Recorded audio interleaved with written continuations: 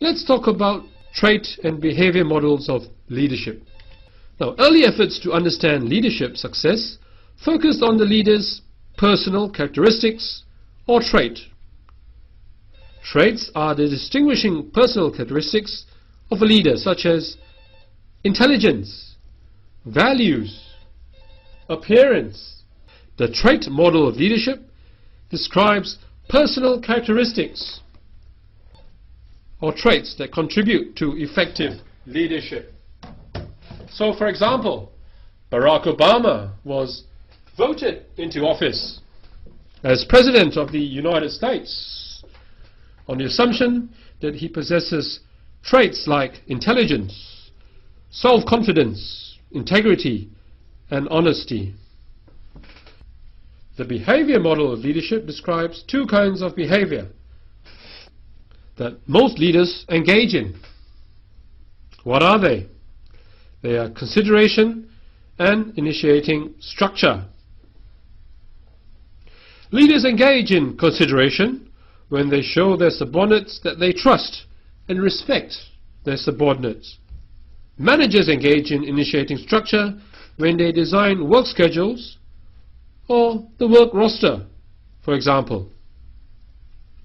Other examples of initiating structure include encouraging adherence to rules and regulations and motivating employees to do a good job. Let's move on to contingency models of leadership. Contingency models take into account the complexity surrounding leadership and the role of the situation in determining whether a manager is an effective or ineffective leader. Fiedler's contingency model explains why managers may be effective leaders in one situation and ineffective in another. There are two leadership styles according to Fiedler. There is the relationship-oriented style and the task-oriented style. As part of the relationship-oriented style, leaders are concerned with developing good relations with their subordinates. They want to be liked. Meanwhile, task-oriented style leaders like to focus on the task or job.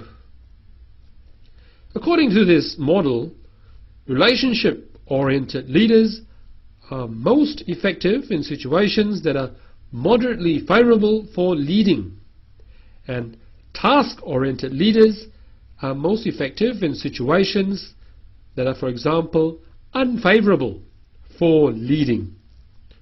Now, what is meant by unfavorable situations for leading? Well, this is when, for example, employees dislike or do not trust their leader, or when tasks to be performed are not clear-cut or transparent, and employees have no idea what their roles and responsibilities are. Let's talk about House's path-goal theory. The premise of this theory is that effective leaders motivate subordinates to achieve goals by 1. Clearly identifying the outcomes workers are trying to obtain from their jobs. 2. Rewarding workers for high performance and goal attainment with the outcomes they desire. And 3. Clarifying the path to the attainment of the goals by removing obstacles to performance and expressing confidence in the ability of workers. Now, path goal theory is a contingency model because it proposes that the steps leaders should take to motivate subordinates depends on both the nature of the subordinates and the type of work they do.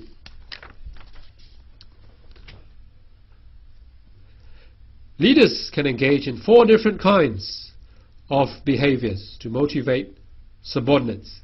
They are directive behaviors, supportive behaviors, participative or achievement-oriented behaviors. Directive behaviors may be beneficial when subordinates are having difficulty completing assigned tasks, but this same directive behavior may not be appropriate for employees who are independent thinkers.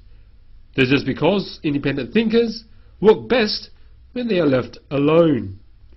At the end of the day, leaders decide on their behavior based on the nature of their subordinates and the task itself.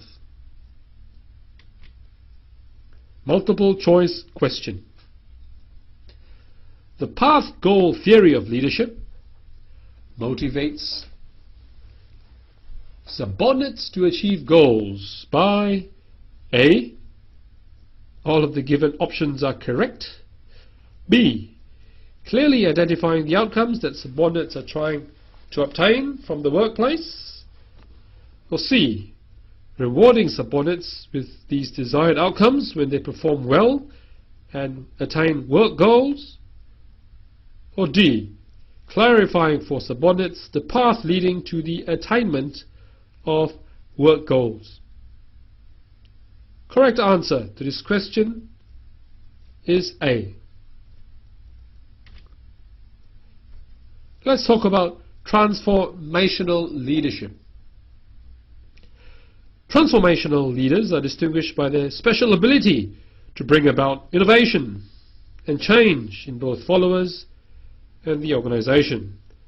Transformational leaders have the ability to change the organization's mission, structure, and culture, as well as to promote innovation in products and technologies. An example of a transformation leader is Steve Jobs. He transformed the IT sector by developing new products like the products you guys love, the iPod, the iPad. Charismatic leaders. Well, the charismatic leader has the ability to inspire and motivate employees to transcend their expected performance, to inspire employees to do more than what they would normally do, despite obstacles and challenges. The impact of charismatic leaders is generally from stating a lofty vision of an imagined future that employees identify with, for example. Charismatic leaders tend to be less predictable than transactional leaders. Charismatic leaders create an atmosphere of change. Charismatic leaders are obsessed by visionary ideas that excite, stimulate, and drive their followers, other people, to work hard. Charismatic leaders have an emotional impact on their followers. An example of a charismatic leader is the late Martin Luther King. In case you don't know, Martin Luther King was an American clergyman. He is known for his role in the advancement of civil rights in the United States of America and around the world. In 1963, he delivered this visionary speech in Washington, D.C.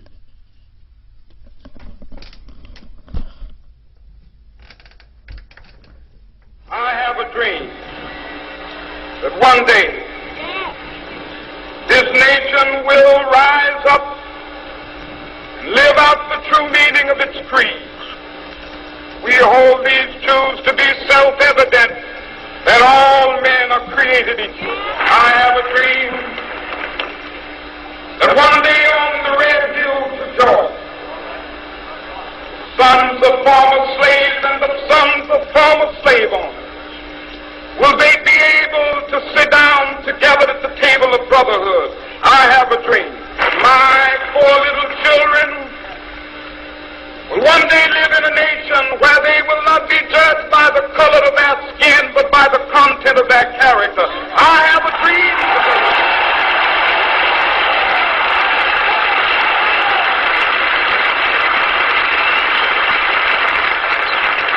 I have a dream that one day every valley shall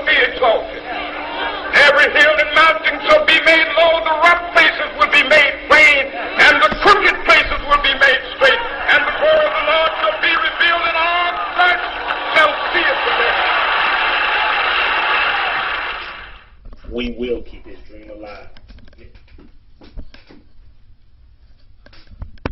Let's move on.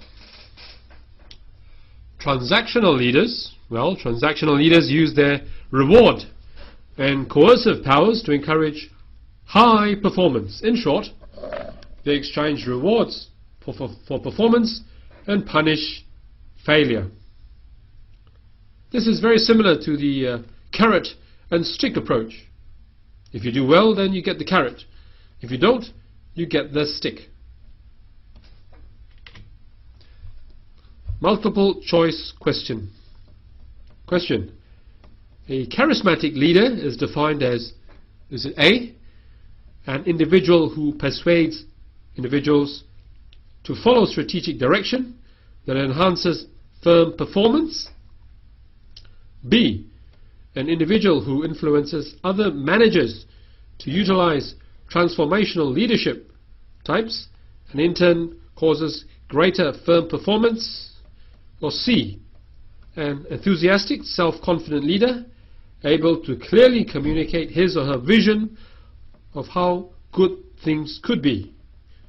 Or is it D, a leader with greater referent power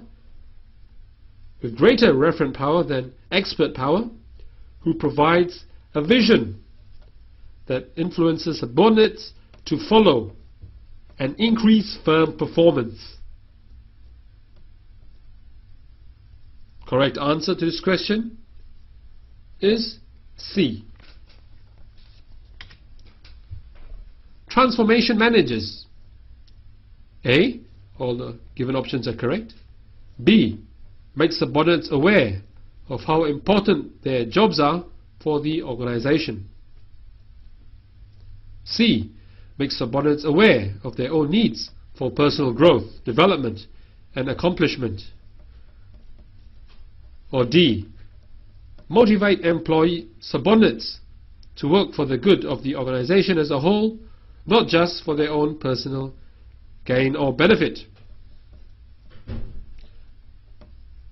Correct answer to this question, A. What do you think? What kind of leader is Barack Obama? Is he transformational, charismatic, transactional? Well, if you ask the Democrat Party members, they'll say one thing, and if you ask the Republican Party members, they'll say another. I'll leave it to you to decide the answer to this question. But I believe he is a charismatic leader.